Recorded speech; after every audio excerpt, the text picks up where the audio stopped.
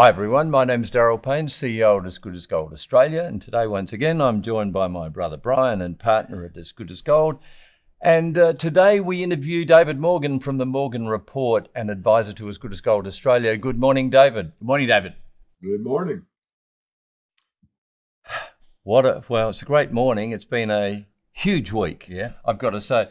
David, we've never experienced such an insatiable appetite for precious metals as we have in the last 5 days. Yeah. Right from the beginning of March, it's really just moving along so fast. The last week has been incredible. Yeah, never seen anything like it. It's like the penny dropped and everybody wants metal. They want to get out of everything else and they want to get into physical metal. And they've researched and they've done their sums and they just want to get their hands on it. So I was going to say, I think the market's ready to explode. I think it has exploded, as of our experience last week, Brian, over the last 5 days. So why is this? What I'm getting here is that a lot of people are starting to research seriously, and they're saying something's wrong. There's a lot of things wrong out there. And so I need to study this more. And in the process of doing that, they're coming up with, and they're looking into history, what happens in this scenario under normal circumstances. And they're saying, people buy gold, preservation of wealth. I don't trust the banks. And so hence the decision is metal. So I'm just looking at, why are people thinking that? Okay, I'm thinking, let's have a look at the Federal Reserve. Let's have a look at the Reserve Bank of Australia. What are they doing at the moment? And I know in the United States, the Fed's just announced only a couple of days ago that you're due for a 0.25% rate increase. And that'll be continued over the next 18 months, 6 adjustments, a bare minimum of 0.25%. But when I look at it, and correct me if I'm wrong here, David, but the Fed's really got a dilemma. Inflation is rising, but they really can't raise rates because of the increased debt payments that they would be confronted with. And then they can't really increase QE because of the rapidly rising inflation. And they can't really taper because of the poor state of the economy. And I'm thinking they've really got their backs to the wall here. I mean, they literally have nowhere to go. And so I'm going to ask you, David, where do they go from here? They're damned if they do and they're damned if they don't. We could all see this coming. But can you give us your take on this? Where do they go from here? Well, you're accurate. What you said about the Fed is well stated. I won't repeat it. You did an excellent job. Where they go from here is panic mode, but they'll never say it and they'll never, indicate it in the public domain.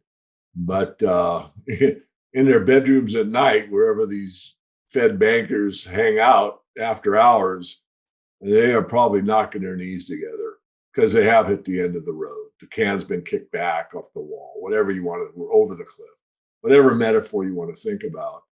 As you said, they can't taper. I mean, if they want to sell their assets, they'd have to mark them to market. And most of the stuff that's on their balance sheet is complete, utter junk.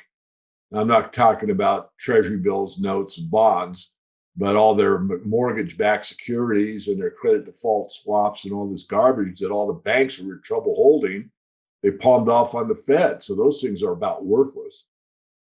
And then, as you said, how much more paper inflation can you get away with? And the answer is we don't know for certain, but not much more. I mean, when we inflated the market, 40% of the total money supply in the last couple of years? That's approaching a third world country status. And this is the reserve currency. So what's going to happen, I think, has already started. And that's what I'll call bifurcation of the US dollar.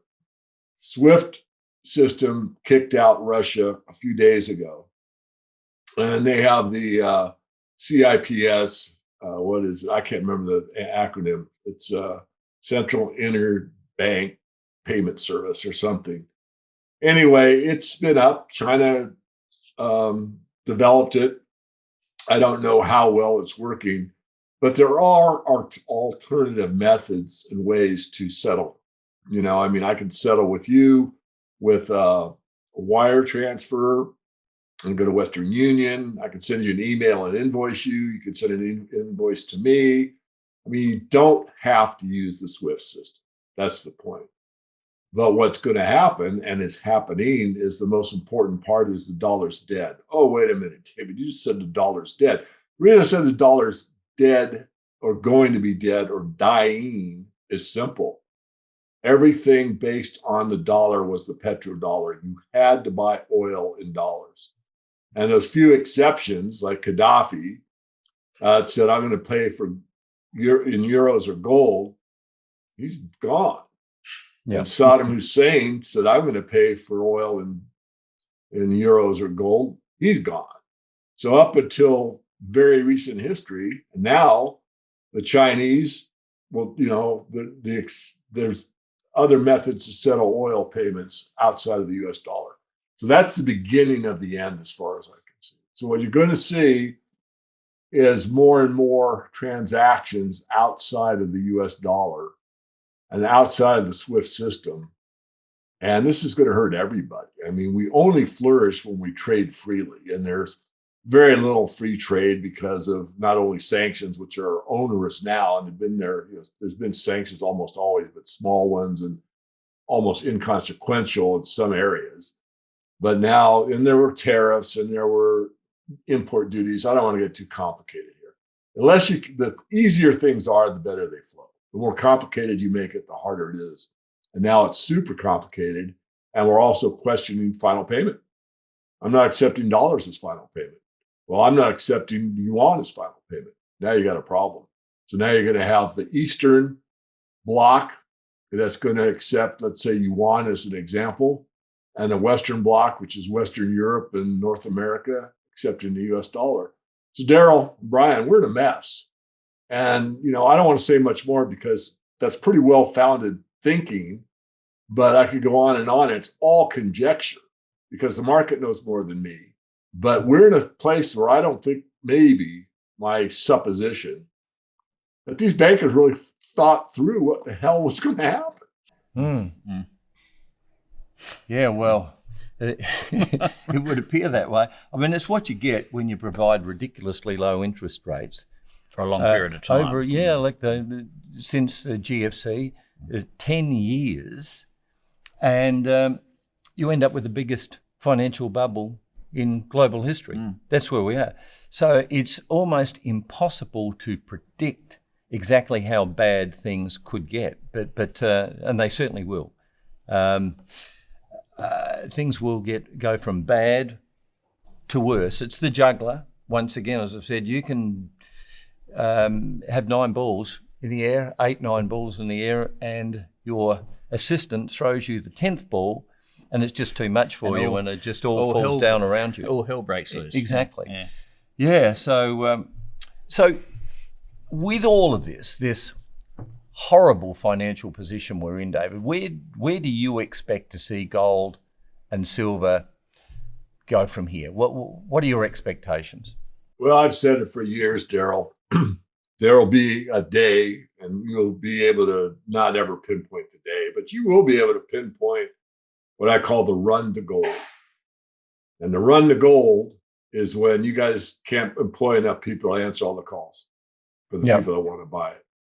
And we've already seen it in Russia. Russia's one, half of is big in this equation I just talked about. And I'll call it a rumor. It looks like it's verified. I don't trust much off the internet or anywhere these days. It's hard to know. But bank run to gold from the Russian people. The bank said, that's it. Let's hold off on selling gold right now. They just got an influx of purchases that couldn't really handle the flow rate.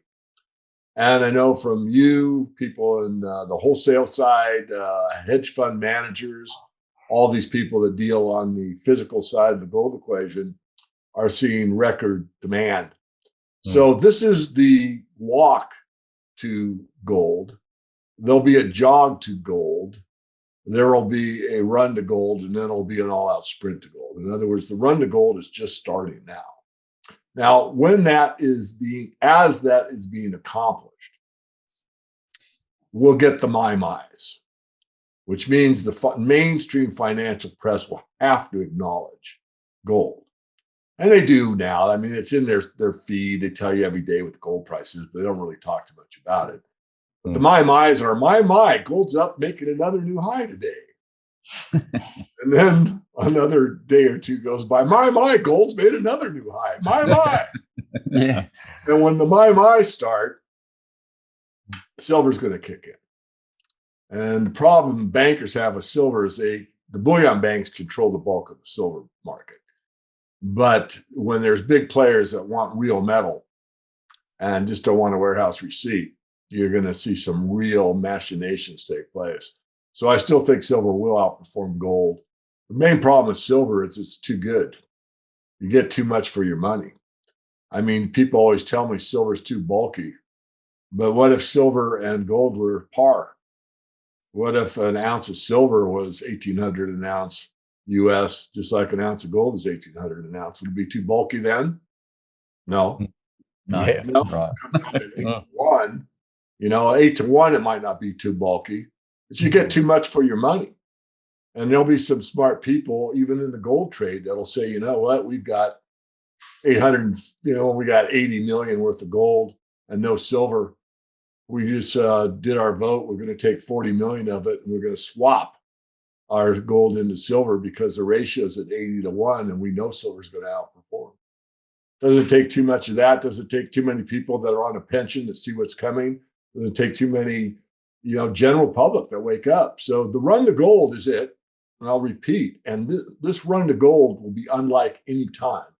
When you did your opening, Darryl, I was kind of holding back because I really wanted to say a few things.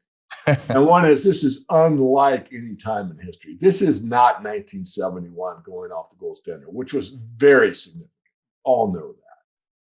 But this is one of those events that I think I've spoken to the As Good as Gold Australia audience once before. This is one of those events that's global in scope, affects everybody on the planet more or less, and this only happens about every 3 or 4 centuries. Yeah. That's what we're talking about. So this run to gold isn't like 1933 where they confiscated gold in the United States, or the better words, nationalized it. You couldn't own it privately, but you could own it in the treasury. They wanted to suck up that gold and put it in the treasury to make the dollar good again. No. That's a microcosm of what's happening this time. And whether or not we go back on a gold standard, or what the new format is, are we going to go back to where we can have settlement in one currency like the US dollar? I don't think so. That's been broken, as I just outlined. I mean, this is significant stuff.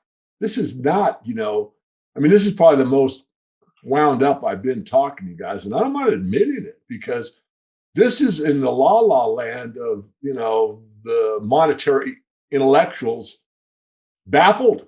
They don't know where it's going. They might think they do, and then they see something on their computer screen and it negates what they just thought 10 minutes before. I'm not trying to be cute here. I'm being real.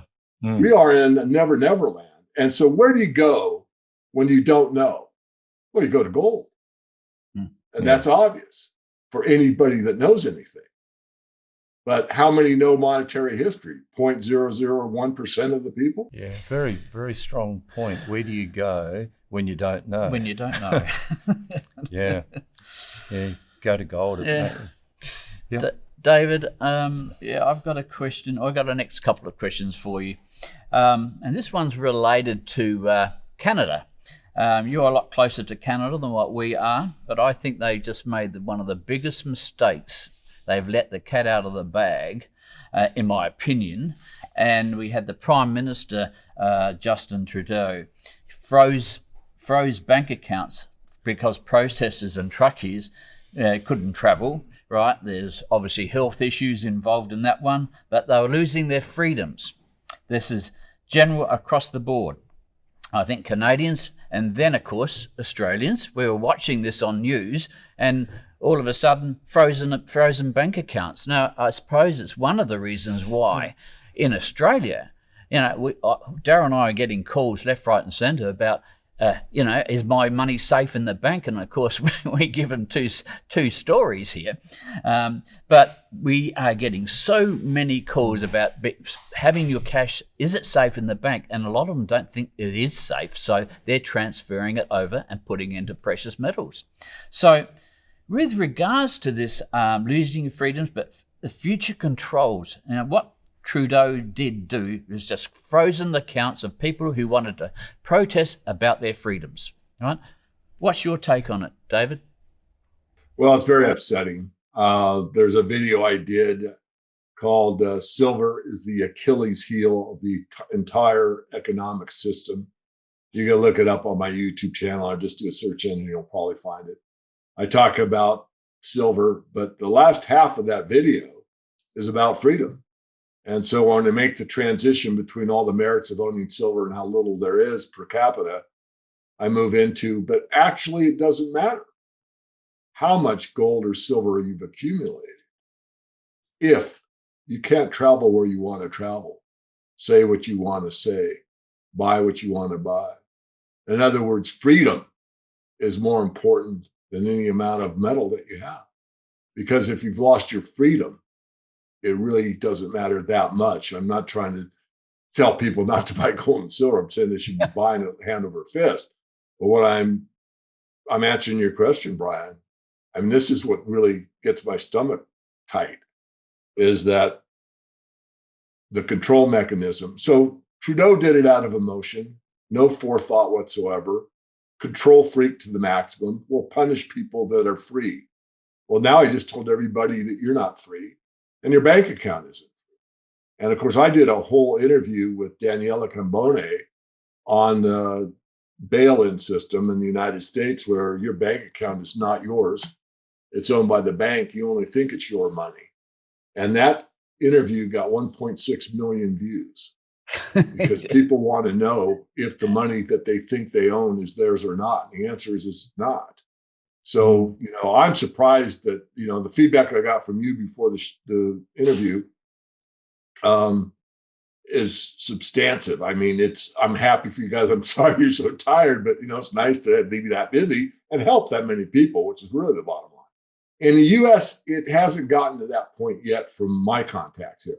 It's certainly picked up the bigger orders, but that run to gold, I think, is more prevalent there in Australia. And probably because I think you have been pushed harder by the authoritarian control than we have. And we've been pushed, but not as hard as Canada and not as hard as Australia. Well, I'm glad we're in Australia and we can take people's orders. But when this thing gets unleashed in Canada and North America, we're talking about how busy we're on the phones. You won't be able to stop talking. It's just going to be terrific in a different word, I suppose, but terrific for the people who are inquisitive, knowing there's something wrong out there and they must make some changes. Yeah. David, we'll move on. This is a question that it's an opinion. It's my opinion, and I'd just like to have some feedback on it. So I've basically got here, I would like your opinion on what is going on between Russia and the Ukraine. And I must admit, I'll come at right up front here at the moment, and I do not like President Putin's methods of the way he's going about trying to solve his problem that he has within Russia. But I can see the President Putin's point of view as I see it, and this is how I do see it. Russia's supplying the world with a lot of raw materials, a bit like Australia, and other countries are very big in raw materials. So Russia's supplying raw materials, and they can be timber, right? You can cut down timber, but you got to wait another 30 years before it actually grows again. So they're supplying timber. They're supplying all forms of natural gas, nickel, wheat, grains of all different types. And that's fine. That's good. That's good business. But I see it. What President Putin is saying is that, hang on, guys, I'm supplying all these raw materials, which when you dig it out of the ground, it can't be replaced. It's finished. It's finished. It's not there anymore. Timber takes 30 years to grow back. But I'm supplying all this and I'm getting paid in US dollars. Now, if the US dollar, if they haven't got any to pay for things, the US government or the US in general hasn't got the dollars to pay, what do? They get out the printing press and pay some more, right? Print, print, print. So the US dollar is being overused to pay for raw materials that Russia has got only limited supply. And what he's saying is, we can't go on like this anymore. That is an opinion that, from what I can see, right? But David, I like your opinion. I did my whole most recent private work, my premium service that you pay for on this war, Ukraine, Russia. And I also did an interview on it. So if you go to themorganreport.com and you go to the blog tab, pull down the blog tab, and you'll see an interview that discusses in detail. But in that article or that essay, or I'll call it editorial, which is really what it was, I think you've got a lot of it correct. And I just like to add on and kind of fill it in with more detail. Started off the quote, all wars are bankers' wars. So if you take that premise, then that means the banks fund both sides. Just like the oil industry. The oil industry gives just as much money to the Democratic Party as it does the Republican Party. So they're both owned by the oil companies, even though they won't admit it and they pretend on TV that, we're against big oil, they still take money from it. It's an act. So here is all wars are bankers' wars. So in the past, the bankers have funded both sides. So they win no matter who the winner or loser of the war is. The second thing, to be as objective as you possibly can in any of these type of endeavors, is to follow the money. And that's what you were talking about, Brian. Follow the money. If you do that, you usually get out of most of the emotion. You can be objective. Who's benefiting? Where's the money going? And then the last thing, of course, is the tried and true adage that the first casualty of war is the truth. So if you look at those three connected, what I basically said was the money is the problem. And you can take the attitude that it's all an act, and it's not a funny act. I'm not saying there isn't a war. I'm not saying people aren't going to kill. I'm not saying that. What I'm saying is that both sides are being controlled, or Russia's had it up to here, and they're defending their borders. And from a Russian perspective, I'm not an apologist for Russia. I'm just telling you the answer to your question.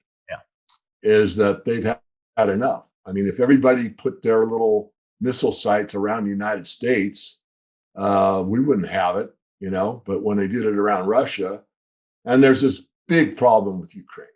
And the problem with Ukraine is most Americans are not able to see the obvious. But when Nancy Pelosi's son is being paid by Ukrainians for his association in the gas company, the president or resident Joe Biden's son is being paid in Ukraine for being associated with the gas company. When Mitt Romney's son is in Ukraine being paid by a gas company, and John Kerry's son is in Ukraine getting paid by a gas company, you've got to follow the money, people. You've got to wake up and smell the coffee. You have to realize the truth. And the truth is that Ukraine has been the biggest money laundering country for the globalist deep state that's ever existed. But yet the rhetoric we get nonstop is Putin bad, Putin bad. I mean, it started before Trump, but when Trump came to power, well, he was in bed with the Russians. But no one talks about Hillary Clinton being in bed with the Russians, doing a deal with Uranium One. And again, you follow the money there. So if you follow the money, it's pretty obvious there's a hell of a lot more to this war than just oil, which is important. It's the money and the money laundering. and where the money's been used to control the world. Now, is the money still controlling both sides? Or is this a true war where someone's pushing back against the banking elite? The answer is, I hope so, but I don't know. The most probable is what I said. All wars are bankers' wars, and we're seeing a horrible situation that's going to end with the bankers winning. And of course, that's not what I've served my whole life doing. I want to make a market that's free and fair for everybody, and the people have the monetary power. And the only way you can be sovereign wealth is to have sovereign wealth. And the only way you can get that 100% is with gold and silver. You can do your cryptos, you can do your asset-backed cryptos, and I'm associated with one of them. But when it comes down to real, true wealth that's gone for centuries, it's real metal. It's not a crypto. And yeah, it could be old books, but for all practical purposes, it's money. Yeah, look, at the end of the day, if America had to pay for its the gas or the grains from Russia or the timber from Russia, and it had to pay in gold, this Ukrainian war wouldn't be going on at all, and there would be no such thing. But it's real money. Gold is real money, and if every country paid in real money, we wouldn't have these. We might have little arguments. They will sit around the table, and just and fix them up. And you might have a bicker or two for 2 weeks, but nothing like today. No, Darryl. Yeah, look, this is a really interesting point that I want to raise, David, and I'll be very interested in your response. But Brian and I, and we've been saying this for a while, in Australia, this cycle that real estate's going through at the moment and has gone through for the last 2-3 years in particular, ridiculous prices being paid.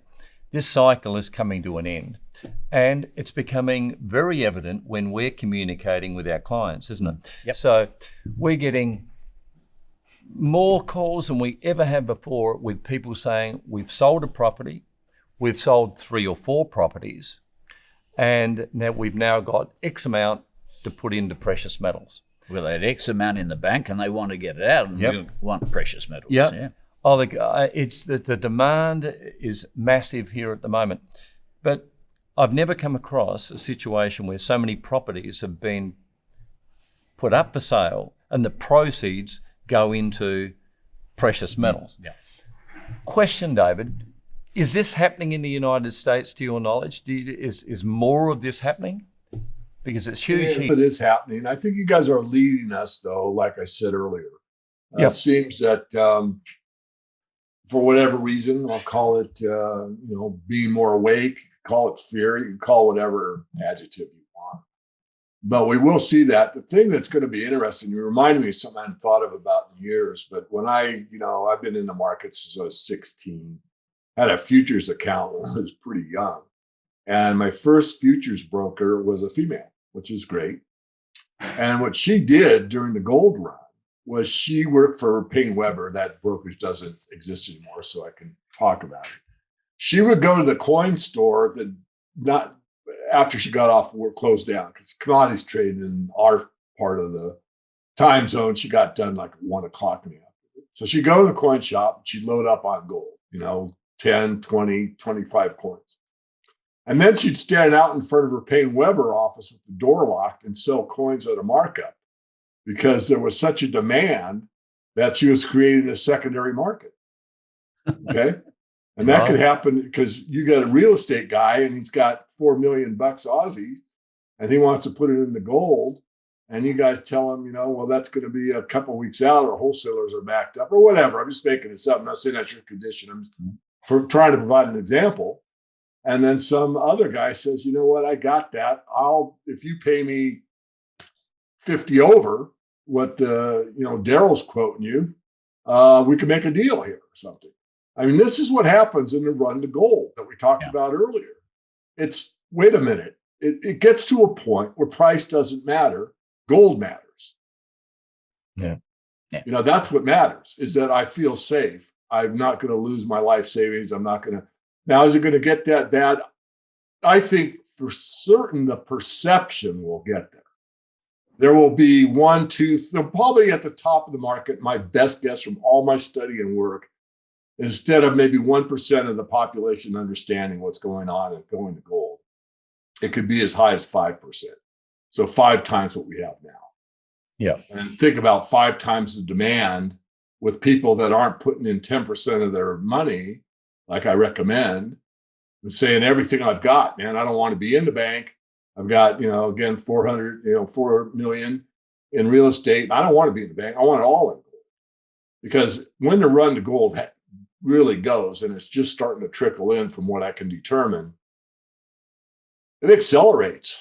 And there comes a point where it'd be tough to get it. So I think I answered the question. Coming back to you, Brian, did I do a decent job on following the money? Because I'll tell you, this Ukraine thing has got so many vectors, so many tangents, and so many ways to go.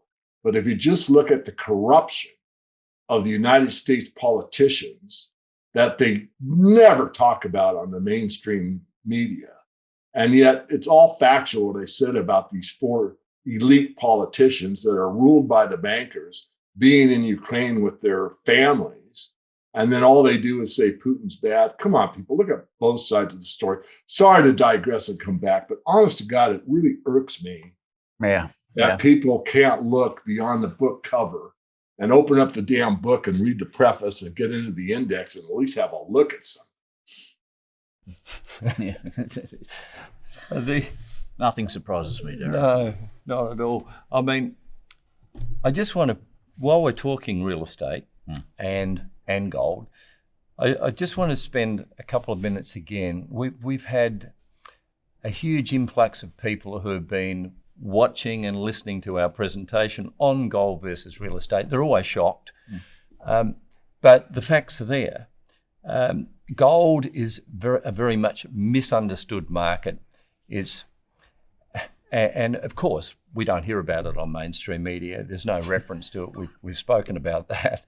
Even if gold goes up $100 an ounce overnight, we've got channels over here on the news, David, never mentioned it. Can you believe it? And so when we talk about gold versus real estate, it comes as a shock to everybody. And to the extent they say, no, that cannot be. Gold can't be that good. It can't be providing those returns. But guess what? It has. And this is, and we do a presentation, we talk about gold from 2000 through to now, 21 years. And gold has been relatively conservative, its performance over that period of time. However, I remember buying gold at $400 an ounce Aussie in the year 2000, and now it's 2,630. So it's up 650% over that 21-year period. So I'd just like to once again highlight how good gold has been. So let's just think about this for a second. Go back to 2000. Any time in between then and now, if you'd have purchased $500,000 worth of gold, some people say automatically, well, hey, $500,000 is a lot of money. Yes, it is. But we're comparing it to real estate. And a lot of people spend $500,000 on a property. Some people pay a lot more. And some people buy many properties at $500,000. But let's just ponder on this for a moment. So you got $500,000. You take your gold and you put it under the bed or in a safe somewhere, and you just let it gather dust. 5 years later, keep in mind, right, we're talking about gold growing. If you do those numbers that I just talked about, it's just over 30% per year. Not compounding, but an average of 30% over a 21-year period. So let's just say it's sitting there gathering dust. You look at it 5 years later, same gold, but it's worth over $1 million. At 20% a year, it's worth $1 million. So it's worth well in excess of that. So let's say now you decided to retire, and you could effectively liquidate at 20% per annum, and you would have more value. You'd have less gold, but you would have more value in gold in that account at the end of the year than what you had at the beginning and after you'd liquidated. Now, this could in fact take place, this process, infinitum over that last 21-year period. And I'm not a betting man under normal circumstances. I'll bet on gold. But here's the thing. I'd expect gold to outperform its last 21 years' performance because the economy is in a far, far worse state now than it was during that period of time. So gold provides, I mean, it's a store of value, it's insurance, it's everything. But for me and for Brian and for anybody who has invested in gold over the long term, the returns have been phenomenal. Now you compare that, of course, to real estate. And if you had a $500,000 property, and let's just say that we've had a boom period, let's just say that property did increase at the rate of 20% per annum, which is what mainstream media will tell you about, and let's say did it for 5 years in succession, you'd have $1 million property. For a return on that, you'd rent it out and you'd generate about $40,000 a year before outgoings, probably end up with about $30,000 a year. Now you're talking $30,000 a year versus $200,000 a year that we were talking about before. Now, worlds apart, and yet gold doesn't get a mention as an investment. Now, Brian, you can expand on that because you've got an illustration of your own, and I'd like to share it with our clients. And we have said this before, but sometimes it's repetition is the mother of all learning. Absolutely, it is. So, I did some homework in my property, and I live about 10 minutes from the CBD of Adelaide, and I've done some renovations to that property. But back in 1970, because we worked from 1970 when we went off the gold standard. So back in 1970, that property was worth around about $60,000. Okay. And so for the next 52 years, 1971 to 2021, you got $35 an ounce gold, right? And you times that by 52, you get $1,800, $35 to $1,800 US per ounce gold. If you look at 52 times, which what gold's done, you take 52 times $60,000, and that's something around 3.2 million. Well, my house is not worth 3.13. I love it to be, but it's not, And I've had to I'm doing some renovations now, and they're costing me $100,000 or a couple of $100,000 in that. But it's worth around about 1.4 million. Right, with a lot of plumbing to be done in the past, renovations to be put into there, repairs to be done on air conditioning systems, water heating systems, or you never seem to be not paying for something when over a house over 50 years. So what we're trying to say is gold and silver in the ground. We'll just show you a bit of gold and silver in a minute, but gold and silver, you're just putting that away in your safe. Just tuck it away. There's no maintenance here, and it's still the same gold, it's still the same silver as it was 50 years ago. I've seen it come out of the ocean, and all they do is brush it up a little bit, and there she shines. Is gold and silver metal. So there is no cost. There is no cost, nothing in comparison. So we are a little bit one way, I suppose, gold and silver. But the reason why we're one way because we did all the facts and figures and came up with the best benefits. Oh yeah. Yep. Your response to that, David? Well, I've never been a big real estate fan. I mean, real estate, if it's an investment, it's an investment. So is it an investment in stocks, bonds, real estate, or metals? And you could go in other directions. So let's just look at those four. For a real estate investment, you have to get a return on capital or price appreciation or both. So if you're going to buy a $500,000 property, you would want to get something that you could yield on, let's say, a corporate bonds. And I'll just use the number in my head, which is 10%, which is hard to get, but it still exists. So if you put in 500,000, you want to get 50,000 a year out of that investment. If you can't, then you're not an investment. You're speculating. You're speculating that you're going to make money on that 500,000 because of price appreciation, which is true. It has happened time and time again, but it's not an investment. It's a speculation. Now, you can make the same argument about gold, except that gold has one unique thing about it that real estate doesn't. And that is, well, maybe they both do, but over the longer term, gold will always maintain purchasing power. So an ounce of gold will buy what it did in Rome, what it did in Rome. So the compounded annual growth rate on gold, you talked about 20% simple interest, Darryl, but compounded is called the eighth wonder of the world.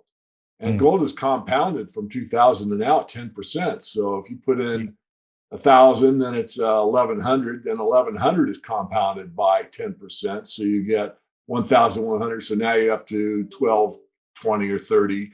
And that next year, it compounds by 10%. So now you got 1,002, and it keeps. That is a hell of a rate of return.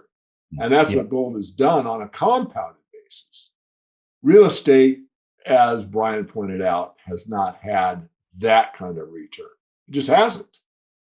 On top of it, you only have one direction to go. Now, there are exceptions. I mean, there's some real, what I consider, there's some serious real estate investors. Usually it's not single family homes, although it can be. And they buy property and they buy it right because they can get a return on their investment. Going back to my example of 500,000 and the 50,000 return, as you pointed out, Darryl, that's your gross. You're going to have to maintain. The renter's going to say the water heater went out. I'm going to have to paint it. Even if they're perfect renters, you're going to have to put a new roof on at some point. You're probably going to have to freshen up the driveway. Maybe the plants died. Maybe, the dog hit the lawn. You got to redo the lawn. All of that stuff. Whereas with the metal, as you said, maybe you got to pay a slight storage fee or something. I mean, there's really nothing that's less maintenance free than real money. Yeah. Perfect answer. Absolutely. David, we, as you know, we produced we think, a really fabulous looking coin going back, it's about 3 months ago. We just got taken by, we shouldn't have been taken by surprise, but we were. The demand on our silver coin was just out of sight. And production just couldn't keep up with it. Well, we've increased production. We've been able to do that. But I'd like just Brian to show that this is the Freedom Coin. So we're back in business with this coin again. We think it's a really special looking coin. You've got the rising of the phoenix, of course, from the ashes with the Southern Cross in the background. And around the outside of the coin, you've got the freedom statement. Freedom is only acquired through the constant pursuit and unrelenting struggle to reach it. And we've got to appreciate that. It's an effort. It's a struggle. We're not going to retain freedom easily. It doesn't come free under any circumstances. We're going to have to fight for it like our forefathers did. The message is on the coin. So they are available now.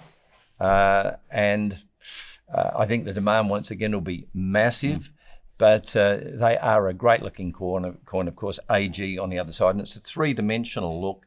That is the Phoenix and AG, but it just looks sensational, doesn't it? It is a great looking coin. And we've got the gold coin there as well. This will be available in the next couple of weeks. So the same, of course, with the Phoenix and AG on the other side, and the freedom statement. So they'll be up on our website within the next 2 weeks and available for sale. So we're really looking forward to that one as well. And we've got a few other surprises coming up. But so lots to look forward to. We're full bore. David, time has flown once again, and look, we really appreciate your fine efforts and your support at As Good as Gold Australia. And as an advisor to our company, it's been a very rewarding period for us, and I hope for you as well. Anybody wants to connect with David Morgan? Now, we've mentioned Charlie Jones a number of times, Charlie Tremendous Jones. In 10 years' time, you'll be in exactly the same position as you're in right now, apart from two things: people you meet and the books you read. there is an opportunity for all of our viewers here today and subscribers to make contact with David. Keep that statement firmly in mind. It's people like David Morgan that make the difference. Being able to connect with somebody that can inspire you, educate you, and take you to another level. David's one of those people. Now, there's an opportunity, I know, where you can make contact with David and learn from the years and years of experience that this man has. David, if somebody wants to do that, how do they do it? How do they make contact with the Morgan Report, and what can they expect? Well, there's actually several ways, but the easiest one is just to go to our main domain, themorganreport.com. And when you're on that landing page, just get on the email list. It's free. So first name, first or last name, and an email address. The autoresponder will verify that you'll click, yes, I want this, and you will be on our list. Two things about that. One, you won't miss anything I put out for the free subscribers. And in the event, and I wouldn't say unlikely, in the more likely event that censorship moves on over into some of the stuff that I've done, which I've already been censored a few times. But if it becomes where I'm, off a platform like a YouTube platform, when you're on the mailing list, you're still going to get it because I am on alternatives like Odyssey and Rumble, and my webmaster handles that, but I'm on different platforms. On top of that, I do a pretty active Twitter feed, which is at SilverGuru22. And we did this pre-show, and I just want to talk about it briefly. I know we're wrapping up, but we hear a lot about how important food is. Well, it's more important than probably anything. Oil is probably the most important. Without oil, we can't even grow food. But the other part of it is the mining side, which is kind of my specialty. And that is, if you can't grow it, you have to mine it. And everybody, I should say everybody, but the vast majority, I think, regardless of what your political inclinations are, wants to be basically a good steward of the planet. And there's arguments about what that means, but I like to stay with facts. And so there's a lot of misinformation, disinformation, or flat out ignorance about what really takes to go as green as some people are purporting. So I put up a Twitter feed 4 days ago, and I want people to understand what I'm saying. To manufacture each electronic vehicle auto battery, you must process 25,000 pounds of brine for the lithium, 30,000 pounds of ore for the cobalt, 5,000 pounds of ore for the nickel, and 25,000 pounds of ore for the copper. All told, you may dig up 500,000 pounds of the Earth's crust for one battery. So it's not we go electric without paying a price. And how do you dig up and move that much earth? Well, my friends, if you don't know, I'll tell you, it's oil. Usually it's in the form of diesel for these huge machines that mine stuff. And look, if you want to go so green that you don't have anything to do with the oil industry, be my guest. But you can't ride a metal bicycle. It better be hemp. I mean, metals are required. So I think we need to be having an adult conversation, and I don't want to take too much more time, about what's really going on. And Darryl and Brian, I hope this doesn't sound egotistical. It's not meant to. But I've devoted my whole life to be a Charlie, not to be a Charlie Tremendous Jones. I'm David Morgan, but to be of the caliber. I'd like to strive for that caliber. I'm not saying I'm him, but that's the goal, right? Yeah. And sometimes you never reach the goal, but that doesn't mean you don't keep trying to get there. Otherwise, you stagnate. Yeah. And that's it. I mean, when I took out that blank sheet of paper to write about what's really going on in Ukraine, I put right in the first sentence, this is probably the hardest, most difficult editorial I've ever written.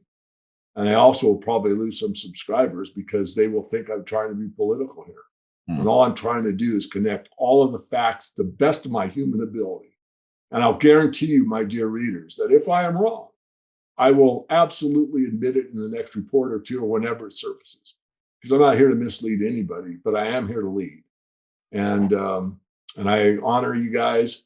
I want to just publicly announce, when you have got a little bit of a cushion on those silver coins, and when the gold ones come out, let me know. I will definitely put it out on my mailing list for all the people that are, monetary advocates of real honest money. And I'm sure there's some that may just buy a small quantity just to add it to their collection, because that's just a very unique coin. And not everybody stamps on there what it takes to maintain our freedoms. Thanks for that, David. Very, very appreciative. Very nice. Yeah. David, how would you be? I mean, honestly, I've got to repeat this. There is an opportunity to connect with David, a man of that ilk, right? And all you have to do is reach out. Yeah, that's right. Quick email. Yeah, yeah. Our lifetime mentor, of course, being a gentleman by the name of Peter Daniels, and Peter would always say, I do not care what poorly executed economic decisions are made in the world tonight, because tomorrow I'll still be able to party. Why would he be able to do that? He owns gold, and lots of it. So a protector for him and his family. And guess what? They built a dynasty. David, his sons, 2 sons, both massive investors in precious metals. And guess what? The grandchildren have followed suit. So it just continues. Yeah. And Egon von Greyerz, if we could just complete the presentation with Egon's famous statement, and that was, Brian? Yeah, that's always been the big question has always been, how much do I buy? What amount of precious metals do I buy? And the quick answer, and the very easiest answer, is whatever you cannot afford to lose. Yeah, yeah, very, very strong words from a very smart man. David, thank you again for just being there for us. Really appreciated. We'd like to thank our viewers and our subscribers who continue to support this channel. Very much appreciated. Until next time, stay well, stay focused, and goodbye for now. And goodbye for now.